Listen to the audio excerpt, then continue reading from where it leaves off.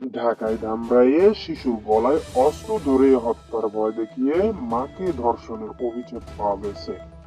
এই ঘটনায় রোববার রাতে অভিযুক্ত ব্যক্তিকে গ্রেফতার করেছে পুলিশ। উপজেলার বড় চন্দ্রাইল এলাকায় অভিযান চালিয়ে অভিযুক্ত সাইফুল ইসলামকে গ্রেফতার করা হয়। সে মৃত আফজাল মিস্ত্রির ছেলে। আর গতকাল সোমবার তাকে আদালতে পাঠিয়েছেন পুলিশ। আর গত শনিবার রাতে এই ধর্ষণের ঘটনা ঘটে।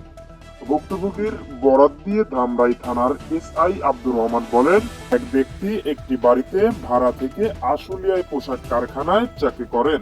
তার 1 বছরের একটি শিশু ও স্ত্রীকে বাসায় রেখে শনিবার রাতের শিফটে কাজে যান। এই সুযোগে সাইফুল ওই বাড়ির টিন কেটে ঘরের ভিতরে ঢোকে। এরপর 1 বছরের শিশু সন্তানের গলায় ধারালো অস্ত্র ধরে হত্যার ভয় দেখিয়ে গৃহবধূকে ধর্ষণ করে। এক পর্যায়ে ওই নারীর চিৎকারের স্থানীয় লোকজন এগিয়ে এলে সাইফুল পালিয়ে যায়।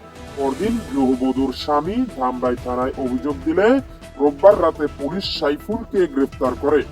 ধামরাই থানার এসআই আব্দুর রহমান বলেন, গ্রেফতার সাইফুলের ধর্ষণের কথা স্বীকার করেছে।